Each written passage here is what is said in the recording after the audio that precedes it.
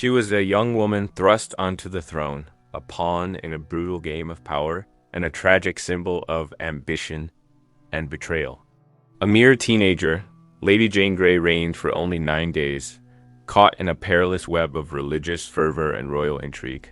Her story is one of unimaginable pressure, unwavering conviction, and agonizing end.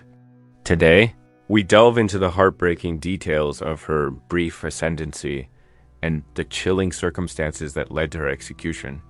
Before we proceed, we invite you to subscribe to the channel and activate the notification bell so you don't miss any of our videos. Without further ado, let's begin. She was not born to be queen. Lady Jane Grey entered the world around October 1537, the eldest daughter of Henry Grey, Duke of Suffolk, and Frances Brandon. Her mother was a niece of King Henry VIII, placing Jane directly in the line of succession, albeit distantly. As a young girl, Jane was destined for a life of scholarly pursuits, not the crown. She was renowned for her intellect, fluent in several languages, and deeply devoted to Protestantism. The weight of the kingdom rested on the shoulders of King Edward VI, Henry VIII's son, a sickly boy prepared from childhood to rule. But fate and a ruthless power struggle altered England's destiny. Edward died at the age of 15, leaving a perilous void and Jane as an unexpected, unwilling heir. Overnight, the studious noblewoman became the center of a desperate bid for power. Her life from then on would be marked by the burden of a crown she never sought. She was forced into a political marriage. Shortly before Edward VI's death, the court's eyes turned to Lady Jane Grey, a devout Protestant whose lineage made her a valuable piece in the ongoing religious and political conflicts. John Dudley, Duke of Northumberland, the most powerful man in England and a staunch Protestant, saw an opportunity to secure his family's influence in the Protestant succession. He arranged for Jane to marry his youngest son, Lord Guildford Dudley. This marriage, a calculated political maneuver, took place in May 1553. Jane, who desired a life of quiet study, was an unwilling participant, reportedly resisting the union. This alliance, built on ambition and necessity, would later become the direct cause of her undoing and tragic end. She was a brilliant and devout young woman. Few figures in history have displayed such intellectual prowess at such a tender age. Lady Jane Grey, barely 16 years old when crowned, was a living embodiment of the Protestant ideal. Highly intelligent, deeply religious, and exceptionally well educated, she engaged in correspondence with leading reformers and was known for her unshakable faith. Unlike the flamboyant monarchs of the past, Jane shone with an inner light of conviction and integrity. She was a quiet monarch, burdened by a responsibility she never desired. No one could imagine that this young woman, full of promise, would end up surrounded by treachery, imprisonment, and execution. She was a fervent Protestant before becoming a symbol of its struggle in England. Jane was one of its most ardent adherents. From a young age, she embraced the Reformed faith, studying scripture diligently and aligning herself with prominent Protestant thinkers. Her devotion was sincere and profound, shaping her worldview and her conduct. Ironically, it was this very faith that propelled her to the throne, as Northumberland sought to secure a Protestant succession after the death of Edward VI.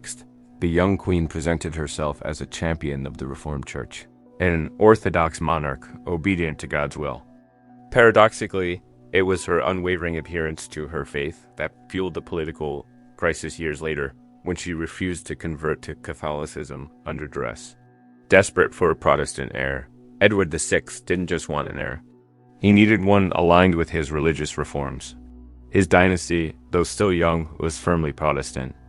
Edward's health was failing, and his concern was that his Catholic half-sister, Mary, would undo all the religious changes he had implemented. The king, guided by Northumberland, interpreted Mary's Catholicism as a grave threat to the spiritual future of England. This obsession with a Protestant succession was more than a matter of political pride. It was seen as the survival of God's true church in England. Edward was willing to challenge tradition and custom to secure it, setting the stage for Jane's short reign. She was thrust onto the throne by ambition. The maneuvering of John Dudley, Duke of Northumberland, changed the course of English history. He orchestrated a plan to divert the succession from Henry VIII's daughters, Mary and Elizabeth, to Lady Jane Grey. Jane, persuaded against her will, was proclaimed Queen on July 10, 1503, following Edward VI's death. This shocking move was much more than a simple proclamation. It was a desperate gamble for political supremacy and religious control. Northumberland, driven by self-interest and a desire to consolidate Protestant power, asserted Jane's claim based on Edward's will, which had been influenced by the Duke. The kingdom, trapped by this unprecedented challenge to traditional succession, was plunged into crisis. Mary, rightful heir by parliamentary act, gathered support, and Jane's brief reign was doomed from the start. She reigned for 9 days. In July 1553, Lady Jane Grey was proclaimed Queen of England. Breaking with centuries of established succession, this act, driven by Northumberland, plunged England into immediate turmoil. The proclamation not only allowed her to claim the throne, but also challenged the fundamental laws of inheritance and the rights of Henry VIII's daughters. England officially separated from its legitimate succession, and the country braced for conflict. The queen who had answered only to God was now a queen who answered only to Northumberland. Her 9-day reign was a desperate struggle for recognition, a desperate attempt to solidify a controversial claim under extreme pressure. She was imprisoned and betrayed. Throughout her brief reign, Lady Jane Grey proved that power, desire, and politics were pieces of a brutal chessboard. Her story became a stark tragedy. Proclaimed queen, she was immediately confined to the Tower of London, less as a monarch and more as a prisoner of state. When Mary Tudor's support grew overwhelming, Northumberland's rebellion crumbled. Jane was swiftly deposed, and Mary triumphantly entered London, claiming her rightful throne. Jane, along with her husband and father-in-law, was arrested and charged with high treason. Her reign had not been a fairy tale. It was a sacrifice, a pawn in a cruel game of power played by others. She was sentenced to death. The mercy of Queen Mary I could turn deadly. When Lady Jane Grey refused to abandon her Protestant faith and convert to Catholicism, despite intense pressure and multiple attempts by Mary to save her, her political significance as a potential Protestant figurehead became too dangerous. Mary, advised by her council, saw Jane as an ongoing threat to her Catholic restoration and her own claim to the throne. Jane was accused of treason, tried, and sentenced to death. She was beheaded in 1554 in the Tower of London, a shocking act that underscored the brutality of the religious and political struggles. Her death was ordered by the very crown she briefly and unwillingly wore. She was steadfast in her faith. No one was safe from the religious fervor of the mid-16th century. Lady Jane Grey's reign was marked by her unwavering commitment to Protestantism. Even after her deposition and imprisonment, when she was offered a chance to save her life by converting to Catholicism, she refused. Her steadfastness in her beliefs, even in the face of death, was remarkable. Bishop John Feckenham, sent by Mary to persuade her, reported that Jane calmly and articulately defended her faith, citing scripture and theological arguments. She remained resolute until her final moments, embodying the principles she had embraced. Jane tolerated no compromise with her conscience. Her faith was her truth, and her truth led her to the scaffold. She feared not for her soul, but for her fate. Lady Jane Grey was deeply spiritual. She had an extreme dedication to her Protestant beliefs, which led her to live in constant communion with scripture and prayer.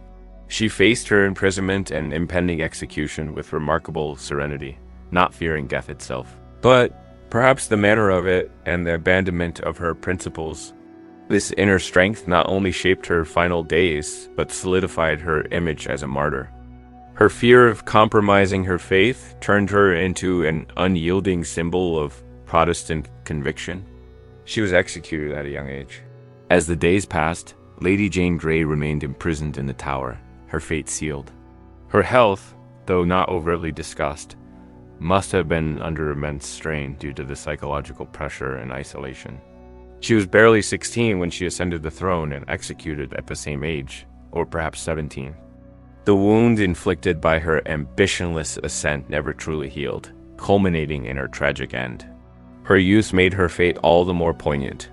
She came to the scaffold with dignity, displaying incredible composure. Her physical condition, though not as visibly deteriorated as Henry VIII's, reflected the immense burden she had carried. Her final moments were a testament to her spirit. On February 12, 1554, Lady Jane Grey walked to the scaffold within the Tower of London, her body frail but her spirit unbowed. The execution of her husband, Guildford Dudley, had occurred earlier that morning, adding to her grief. She spoke calmly to the assembled crowd, admitting her fault in accepting the crown, but asserting her innocence regarding the intent to usurp it. She recited Psalm 51 and prayed, handing her gloves and handkerchief to her maid. With remarkable courage, she prepared herself for the end, blindfolded and laying her head upon the block. Her execution was a horrifying spectacle, a stark reminder of the perils of power and the ruthlessness of religious conflict. Her legacy became a symbol of martyrdom. Despite the brevity of her reign and the tragic circumstances of her death, Lady Jane Grey's story resonated deeply within Protestant memory. She became a martyr for the Reformed faith, a symbol of unwavering conviction against Catholic persecution.